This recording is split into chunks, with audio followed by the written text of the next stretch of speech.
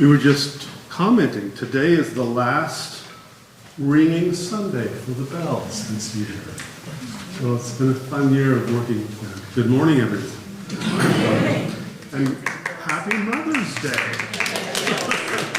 And happy fathers who wish they were mothers, and mothers who wish they were fathers, and all of that. So it's nice to see you all this morning.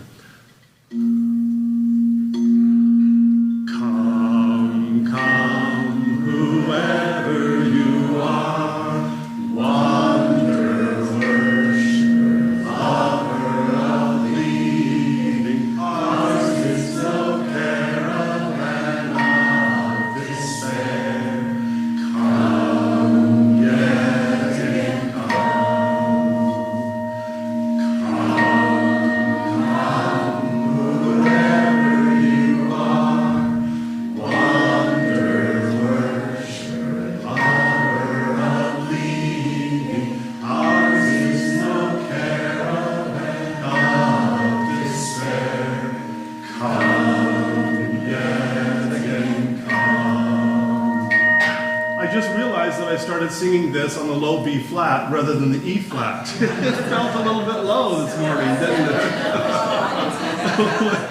We'll get it right the second service. I don't know where my E flat bell is. It was cool. It was kind of like an eerie version. You know, like, come. Good morning, everyone. And happy Mother's Day.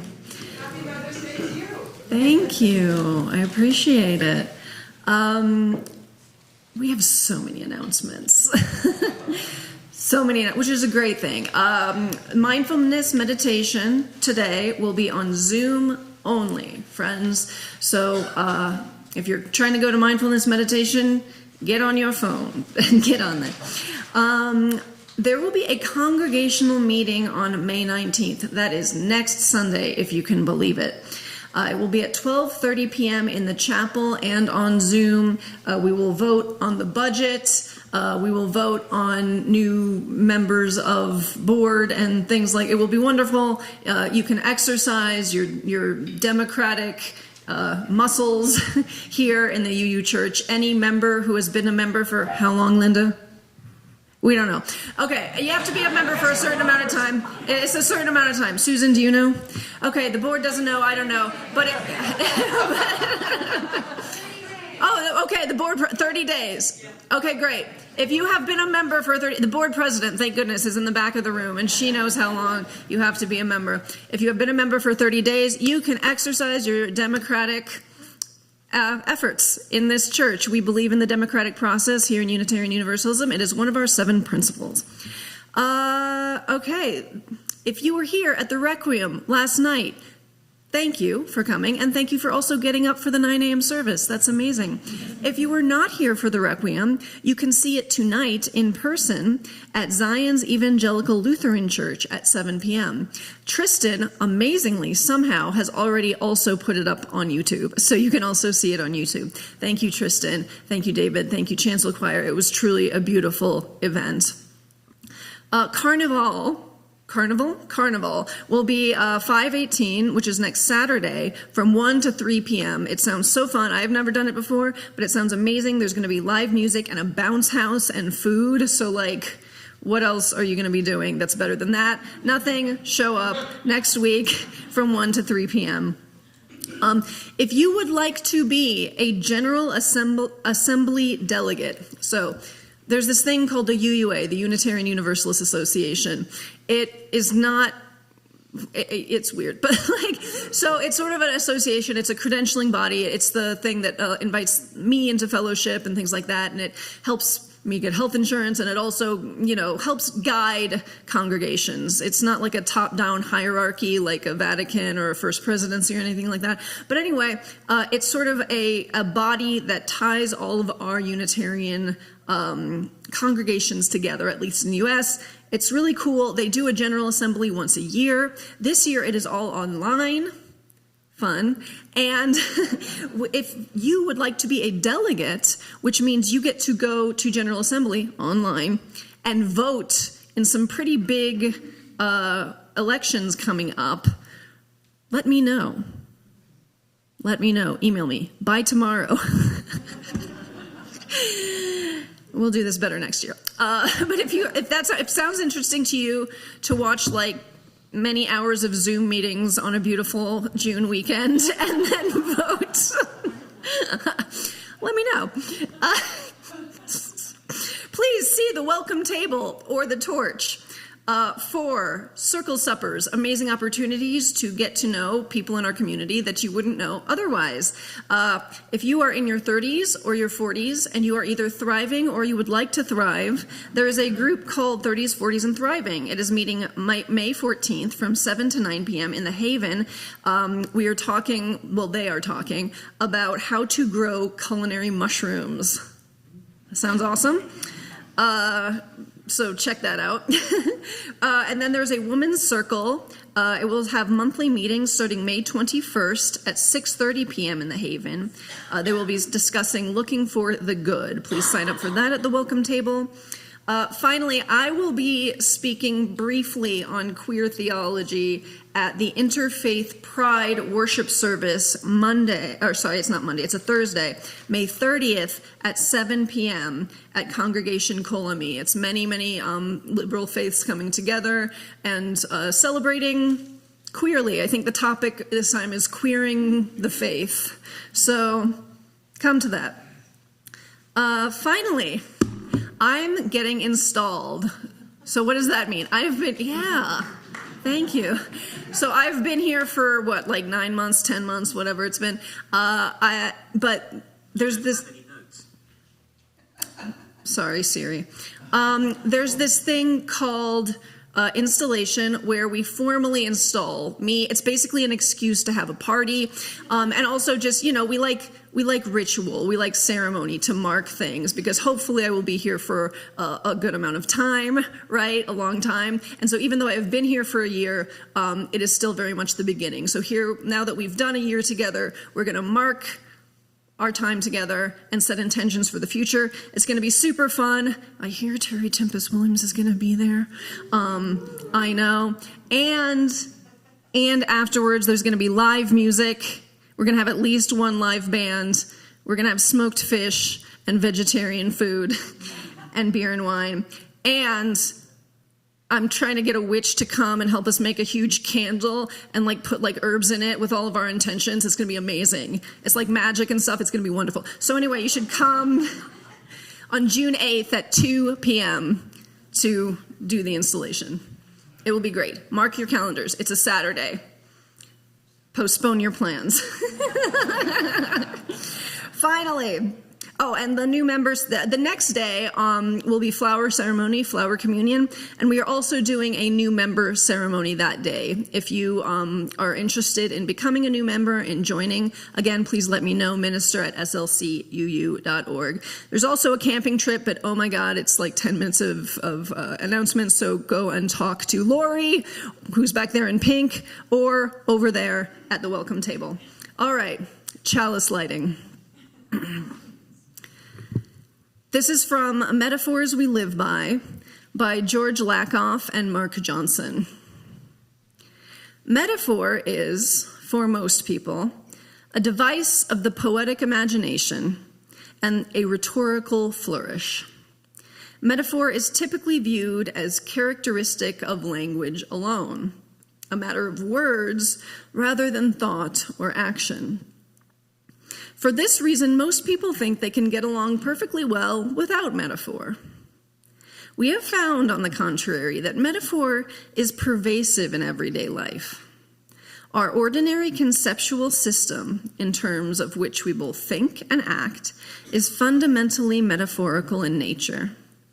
Our concepts structure what we perceive, how we get around in the world, and how we relate to other people. Our conceptual system thus plays a central role in defining our everyday realities. The way we think, what we experience, and what we do every day is very much a matter of metaphor.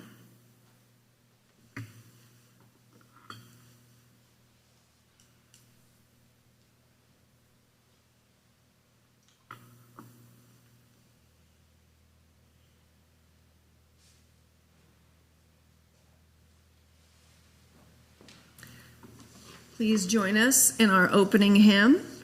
It is number 1003 in the Teal hymnal, and David's gonna guide you through it a little bit. Hope so. Hopefully. Okay, everybody has to learn everything this morning because you don't know what part you're going to sing yet, and I'll tell you right now, nobody's going to be singing the same thing with the person you're sitting next to. Okay? Lissa just said that's a little much. So, all right, so let's all learn it together. Remember, there's 2 beats to a measure, okay? Oh, no, I am having trouble with my opening notes, right? Where do we come from? What are we? Where are we going? Repeat. Where do we come from? What are we? Where are we going? Second line. Where do we come from? Where do we come from? Third line. Mystery, mystery. Life is a riddle and a mystery. Repeat. Mystery, mystery. Life is a riddle and a mystery. You got it? We'll leave the fourth line out for now. Okay, if you were born in the first 4 months of the year, you're going to sing part 1. If you were born in the second 4 months of the year, you're going to sing the second line, right? Could count them. All right? And if you were born in the third 4 months of the year, you're going to sing part 3. Okay? And we're going to run them all 3 times and then stop, kind of like we did last week, okay, with the round. Lissa, are we good on this? Okay. Here we go, first 4 months. Oh my gosh. Where do we come? Here we go, right, here we go, and where do we come from? What are we? Where are we going? Part two. Where do we come from? Part three. Mystery, mystery. Life is a riddle and mystery. Mystery, mystery. Life is a riddle and mystery. Mystery, mystery. Life is a riddle and a mystery. Okay, remember, after you sing your part 3 times, you stop. Let's do it one more time. And John's keeping us in rhythm. Here we go. All right. Where do we come from? What are we? Where are we going? Where do we come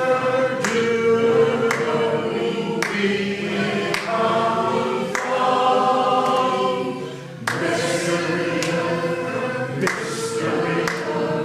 Life is a riddle and a mystery. Mystery, mystery. Life is a riddle and a mystery. Mystery, mystery. Life is a riddle and a mystery. There we go.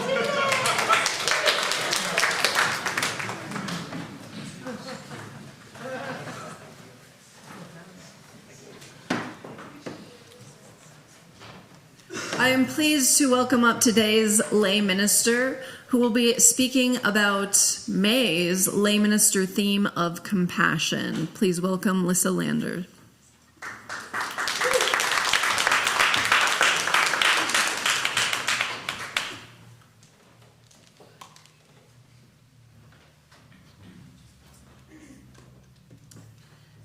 Good job, team. That was fun. Thanks, David. I really have never had more fun.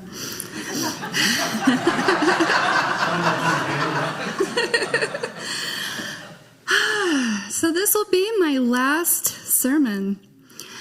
I know. First, I want to say thank you to Reverend J, to my fellow lay ministers, and to all of you.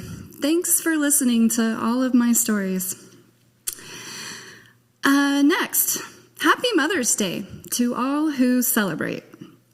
Did you know that Mother's Day was originally started by a Unitarian as an anti-war protest? It's true. Please know that were there enough time, I would tell you that story passionately, but instead, I challenge you to go learn about Julia Ward Howe on uuoftheweek.org. I promise that's my last plug to get to know and love our very own religious education program. So find Amanda and ask how you can get involved in today, because it's important. So Mother's Day is a lot for me sometimes, much like being a mom in general, right? But in 2006, my mom died suddenly and tragically. And not quite enough weeks later, I found out that I was finally pregnant again after a spat of infertility and possibly more than a few heartbreaking miscarriages. The last one being the most dramatic. Now, that was a rough couple of weeks, to put it lightly. And if you've been following along at home, a few months ago, I told a ridiculous story about the worst week of my life, I called it. It was a tale of pestilence, like chickenpox, and destruction, and my Spanish midterm lit. Oh no, it was my final. Oh, it was even worse. Shout out to Tristan. You can find it on YouTube, and it's hilarious. You should. But spoiler alert, I lied. That's the story. The actual story about the worst few weeks of my life isn't funny at all. I lost a baby, my mom, and then I learned that I did get to be a mom after all, but at a time when I felt least prepared to do it. a friend gave me a book instructing me on how to be a motherless mother. And now that's a book report I never wanted to write, and I wasn't sure I could make it work, but I had never wanted anything more in my whole life than to hold and love that magic baby and to be a good mom. My kids are completely amazing people, so it must be going pretty well. My husband and I have done our level best to teach them to be compassionate, useful people. But we both lie awake at night hoping that that will be enough, right? And of course, it's not. The hardest lesson I have had to learn as a mom is that I can teach my kids to learn and grow and change, but I cannot single-handedly change the world that's around them. No one told me when I decided to have children that I would have to attend middle school and high school all over again, because my heart goes to school with them every day and feels every up and down tenfold. There should be a chapter about that in Owl that will teach the kids. In the last 3 months, my family has encountered some spectacular feats of bullying, which is why my face has looked the way it has since about February. So I was trying to help my 7th grader with strategies for finding a new and more supportive social group, but we came up with very few options. I would ask about the few friend names that I knew, but there was always a quick answer about why my kid didn't want to hang out with them at lunch or after school. They cut class all the time. They make fun of, like, everyone. Their friends smoke pot. They believe there's only 2 genders, and they vape after school. When I found myself about to tell my kid to lower his standards and stop judging people so much, like, my heart started to scream and all the words stopped coming out of my mouth. But I want my kids to have friends, right? So instead, I asked my child if he thought maybe he was trying to categorize his peers too quickly and might be missing the nuance that makes every person interesting. I said, so piercing one's belly behind a dumpster at school doesn't mean they don't have other redeeming qualities or, like, life choices. And he was all, but Mom, it points to a wider pattern of poor decision making.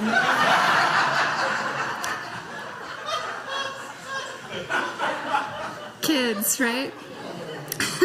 What's the matter with kids today? You guys, I sing that a lot, like, all the time. Back in my day, we had to talk to each other to find out what your friend thought about a TV show or a band. And rather than having a list of music likes and dislikes in your Instagram bio, we discussed the merits of our favorite songs.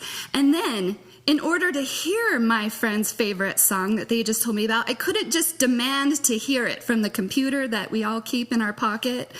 I had to listen to the radio to hear it. And that meant also learning to appreciate all those other pesky songs in between, right? But kids' world today is so fast and a little cruel. Like, if their friends go to the mall and forget to invite them, they get to watch it real time on social media and see all the fun that they're missing out on. And then, so as not to be forgotten again, they might try to make their presence known online, but if they can't sum up their most interesting thoughts in 15 seconds or less, they don't get any likes. And they quickly learn that buzzwords really make those reels pop, whether they believe the words they're saying or not. And lately, those buzzwords are increasingly hate-fueled. I make the joke a lot that I don't go to the same internet as my kids, but it's so true. My internet is all politics, war, jewelry, and unlikely animal friends, like when a cat and a monkey become besties. I love it so much. But my kids' internet is different.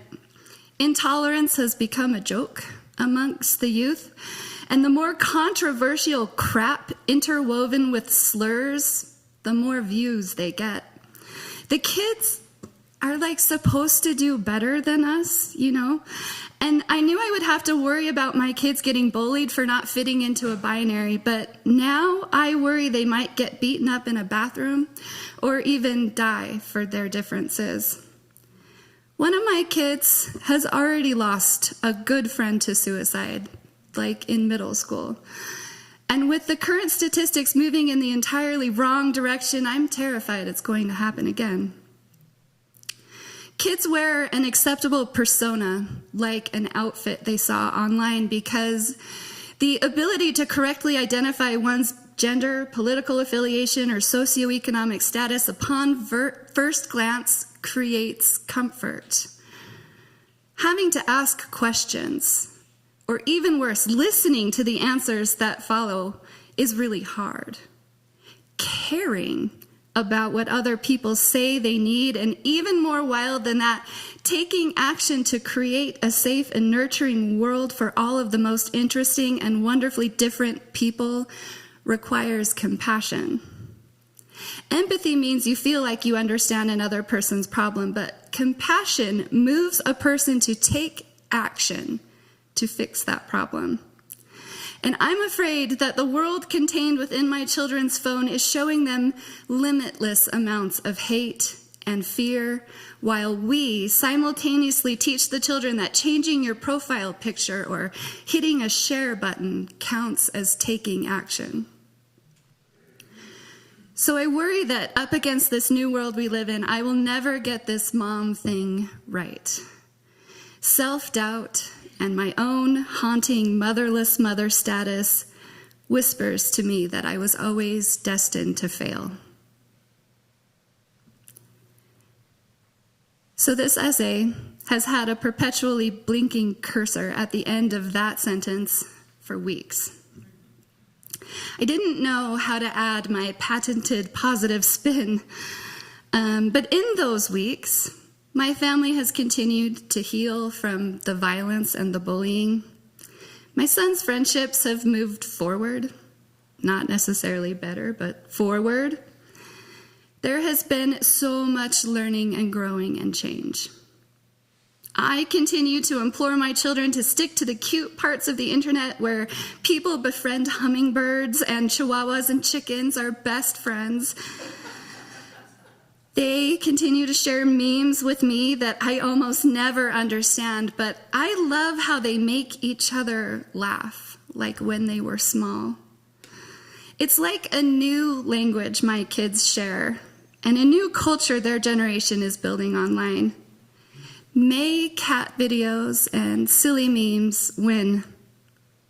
May the children be okay. And thanks again for listening to me.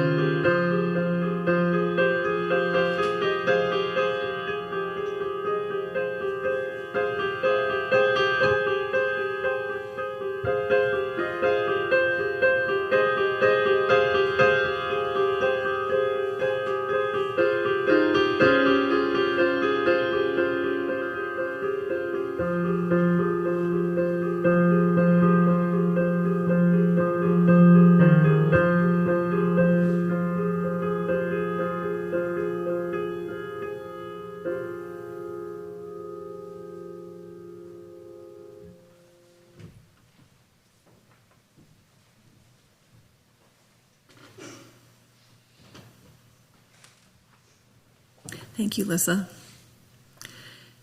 My friends, please join me in a short meditation. And please close your eyes if that feels safe. If you can have both feet on the floor, please have both feet on the floor.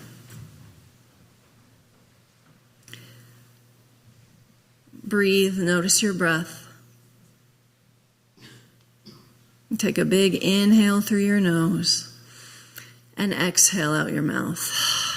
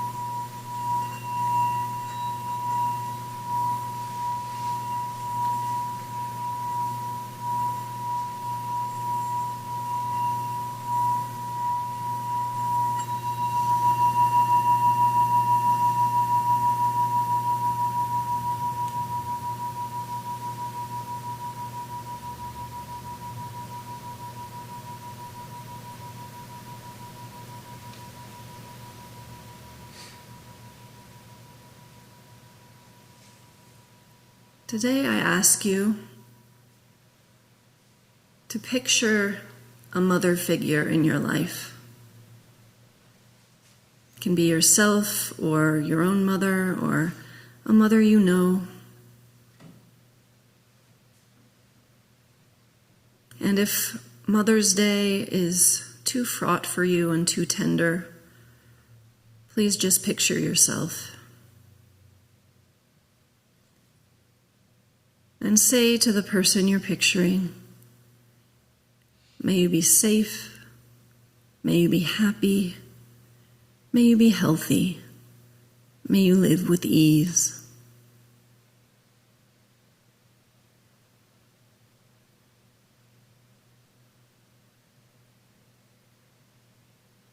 Open your eyes. And now say out loud, may you be safe, may you be happy, may you be healthy, may you live with ease. Thank you.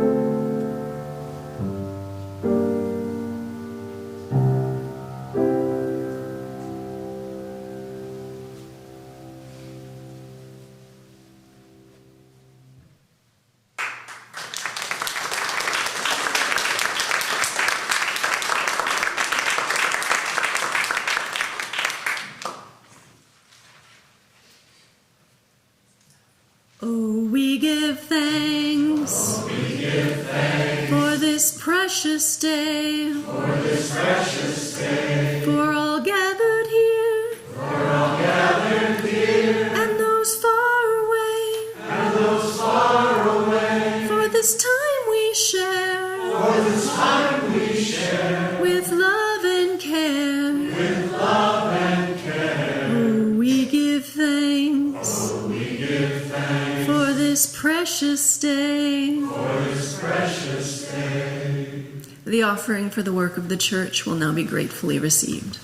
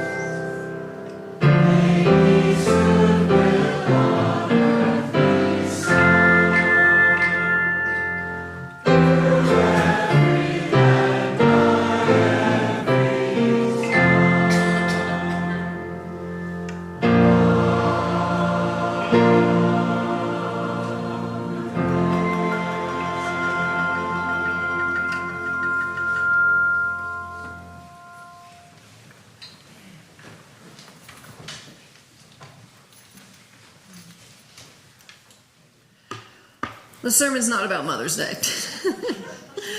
The sermon topic today was actually purchased by Derek Gersdorf, who is not here right now, but I believe he's going to come to the second service at 11. Yes, I can be bought.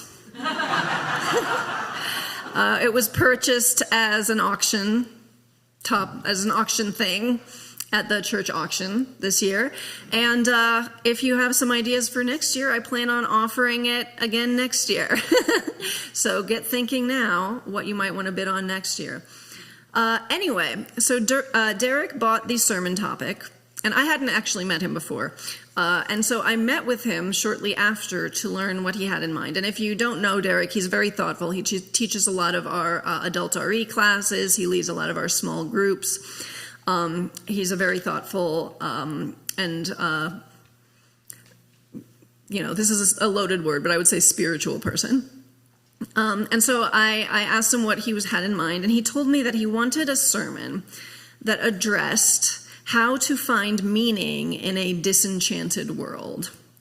And I asked what he meant by that, and he told me that he was referring to the notion of enchantment as people usually use it in reference to the Enlightenment. So the idea is that before the Enlightenment in the West, the Western world, the world was enchanted, full of magic and spirits and gods, or at least that's how people experienced it. But, this narrative goes, with the Enlightenment and the rise of rationality and modern science, white people figured out the ultimate reality and proved all that magic stuff was hooey. Since then, the developed world has become disenchanted.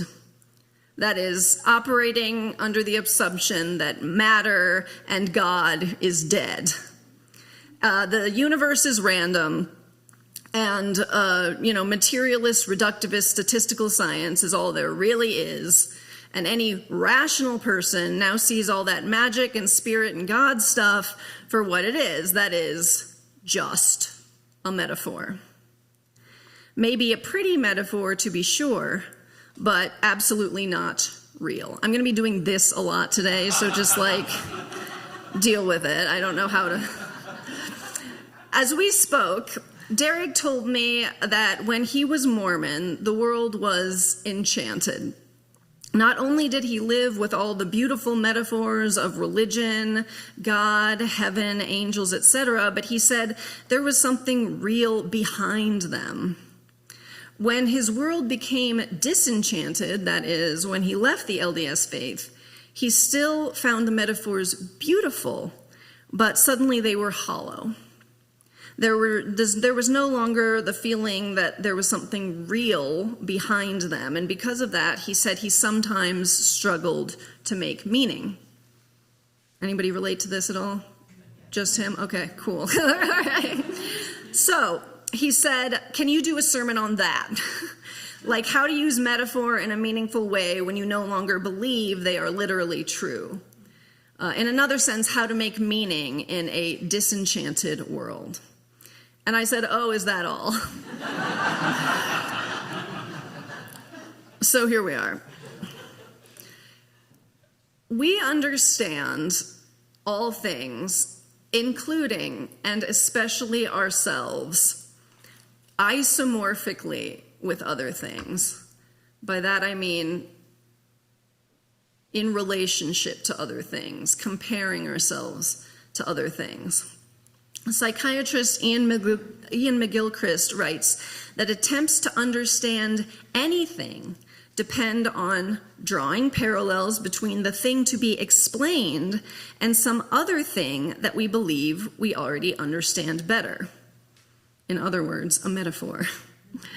Our metaphors, our myths, our stories, our cosmology creates our reality. In fact, philosopher and theorist Sylvia Winter argues that consciousness cannot pre-exist the mythological cosmology that co-creates it. And that explains in part why the problem of consciousness is so challenging to solve. Happy Mother's Day. It is almost impossible to discuss consciousness, which is how we know anything or make meaning in the first place, without using some sort of metaphor. A few months ago, when I discussed the soul of AI and we made these beautiful mirror prayers up here, I brought us through a history of human consciousness metaphors, first laid out by George Zarkadakis. Throughout Western history and its precursors, we have understood our consciousness, life, soul, whatever, metaphorically, through whatever technology was new and shiny at the time. Consciousness was hydraulic, so think bodily humors, when aqueducts and irrigation and plumbing were invented. Consciousness was mechanical, like Descartes' beast machine, when the watch was created. Consciousness was electric. Think that lightning bolt that animated Frankenstein's monster when Ben Franklin tied the key to the kite. And we are still currently in the grips of consciousness is a computer metaphor. Now, we are told that our brains process information, store memories, and that we are programmed or hardwired to do this or that thing. But that is not literally true. None of it. According to Robert Epstein, senior research psychologist at the American Institute for Behavioral Research and Technology, no part of our brains literally contains information. Data, rules, software, algorithms, programs, models, memories, wires, processors, decoders, symbols, or buffers. Epstein writes, we don't store words or the rules that tell us how to manipulate them. We don't create representations of visual stimuli, store them in short-term memory buffers, and then transfer the representation to a long-term memory device. We don't retrieve information or images or words from memory registers. Computers do all of those things, but organisms do not.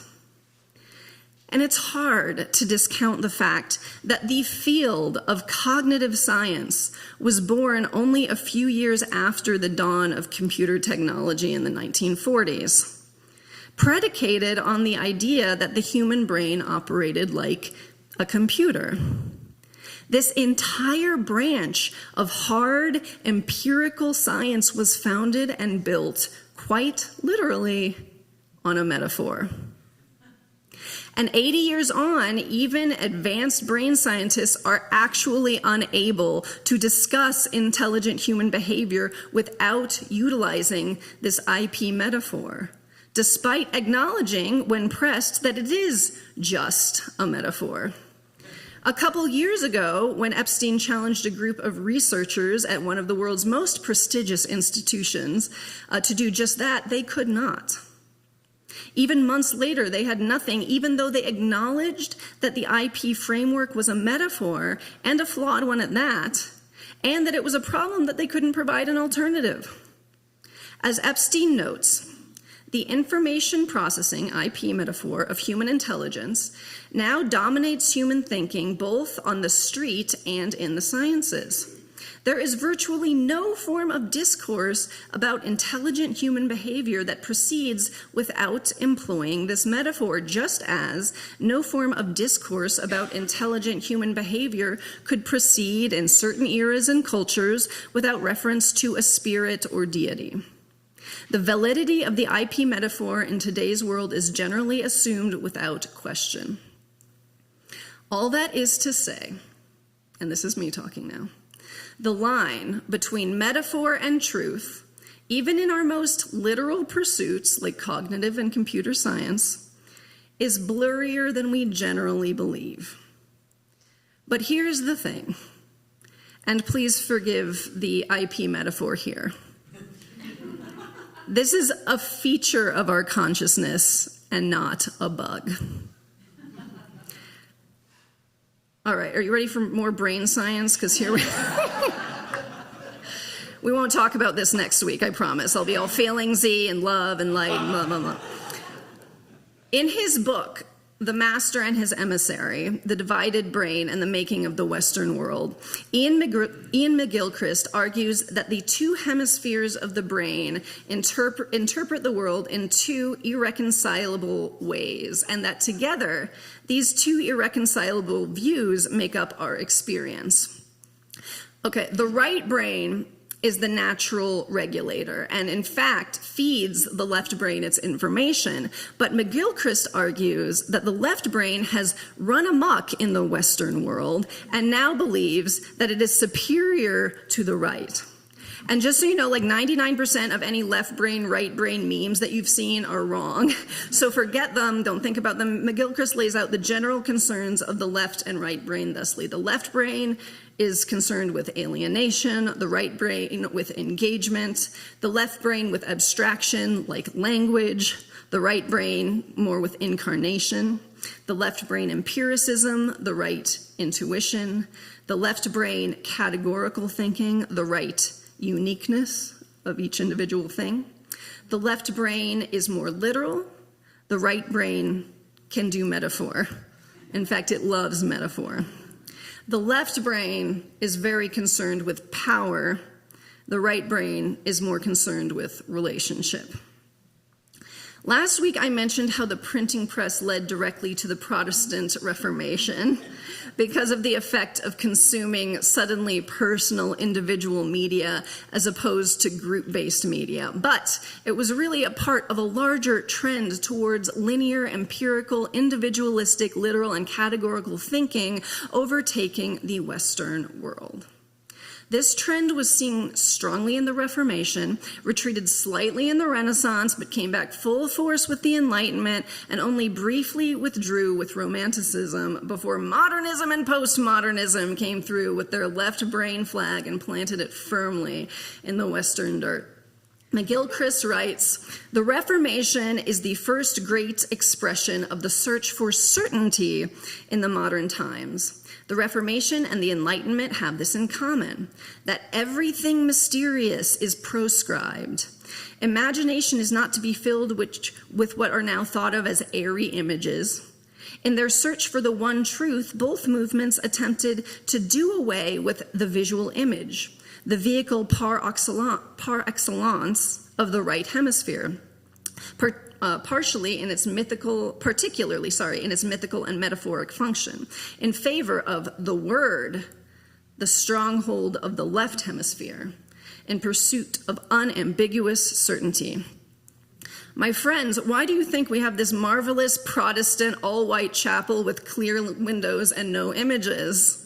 That actually came from the Protestant Reformation. There's no sacrilegious images or potentially evocative colors, only words, clear windows so you can read the words of the Bible, because words are all that matters. During the Reformation, they would go in and decapitate wooden saints inside cathedrals because they called them idolatry. That is, worshiping dead matter and falsely equating physical things with God. McGilchrist writes, in a world where metaphoric understanding is lost, we are reduced to either or. Either the statue is God or it is a thing. Since it is obviously not God, it must be a thing, and therefore mere wood, in which case it has no place in worship. To see that mere wood can partake of the divine requires seeing it as a metaphor, and being able to see that precisely because it is a metaphor rather than a representation, it is itself divine. It is not just something non-divine representing the divine, it is something divine. McGilchrist's tracing of the left brain's rise to power in the Western world aligns with Karen Armstrong's tracing of the modern post-Enlightenment death of God. In The History of God, Armstrong argues that before the Reformation and later the Enlightenment, the metaphorical nature of these things, truly metaphorical, not merely representational, was intuitively understood. At first, in fact, Enlightenment scientists believed they had found empirical proof of God in the intricate workings of the universe. However, as they continued to try to test, measure, and control the concept of God, you could say when they tried to pull God out of the right brain and into the left, they couldn't. And in the new hyper-literal world, the God metaphor stopped working. So the question might be, were ancient and medieval humans so dumb that they thought these myths were literal? And are we in turn so smart that we know they're metaphorical? Or is it the other way around? Were they so smart that they knew they were metaphorical? And are we so dumb that we think they must be either literal or fairy tales? More and more, I think it might be the latter. We have lost the beauty and, dare I say it, truth of metaphor in Western culture. This is just as true for fundamentalist Christians as it is for the vehemently secular. Now we are taught that metaphor is something linguistic, a pretty flourish, using one thing to represent something else. But true metaphor is not just representation. And it is never fully satisfying to explain the truth of a metaphor in words, because words, unless they are poetic, that is metaphorical, contextual, resonate in the left brain and inherently do not understand unspoken or unspeakable truths. But remember, friends, language is something that we created to describe the world. It holds no inherent truth. It can only gesture towards something. Now, I understand that many people on the autism spectrum have what is often called difficulty with metaphor. What I understand that to mean is that it can be challenging for some people on the spectrum to understand the way that verbal metaphor is often used in everyday life.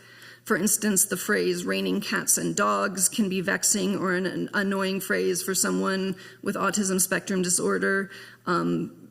At the same time, autism spectrum disorder is not a monolith, and I've personally known many artists with ASD who have employed metaphor deftly in their work and life. But regardless, autistic people's relationship to metaphor is not what I'm talking about here. And in fact, I think those who struggle with metaphor in this way might be onto something, sensing that metaphor, like actual metaphor, is much more true than what society generally gives it credit for.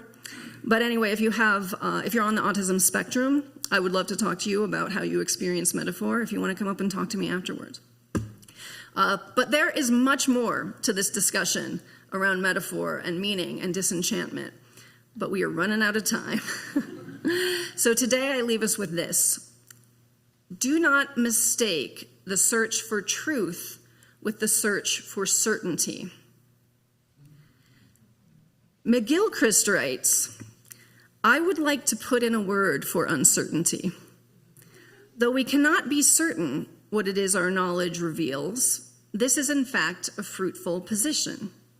In fact, the only one that permits the possibility of belief. And what has limited the power of both art and science in our time has been the absence of belief in anything except the most diminished version of the world and ourselves. Certainty is the greatest of all illusions. Whatever kind of fundamentalism it may underwrite, that of religion or of science, it is what the ancients meant by hubris. The only certainty, it seems to me, is that those who believe they are certainly right are certainly wrong. I come back to this theme of hubris a lot in my sermons, but I think it can't be overstated that grasping at certainty is the killer of awe. And awe may be the antidote to disenchantment. I told all of us early on in my time here to go outside, look at the mountains, and let them make you feel small. I urge you, now that the days are getting warmer, to try this again. This time, as you look at the mountains, try as hard as you can not to put internal words to your experience. Just sit with the feelings that the mountains inspire. Those feelings just may be the beginnings of a metaphor. May it be so. Please rise in body or spirit for our closing hymn, number 187, It Sounds Along the Ages.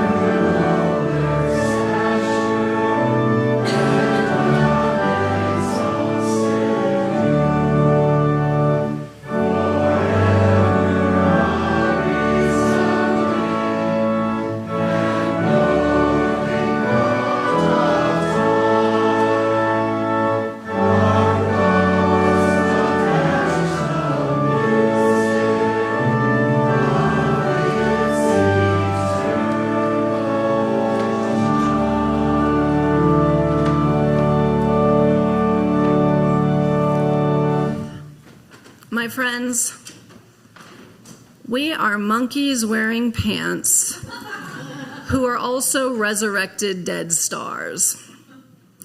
As far as I know, none of that is a metaphor. But it's hard to call it disenchanted either. May we continue to kindle the senses of awe and wonder that the fallacy of certainty tries to tamp down. And if we find a truth that is unspoken or unspeakable, may we resist the urge to mold it into something literal. May we let it be as we are, complex, mysterious, and full of possibility. Amen.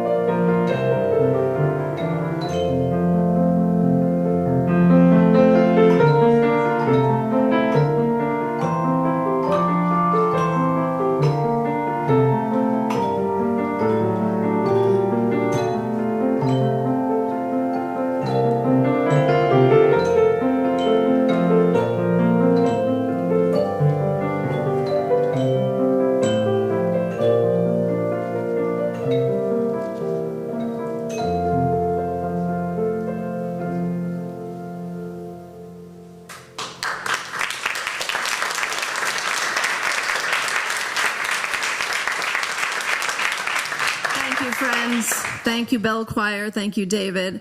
I hope to see you all in Elliott Hall for coffee. Please hug your mom. And if you don't have a mom or can't hug her or don't want to, come find me and hug me.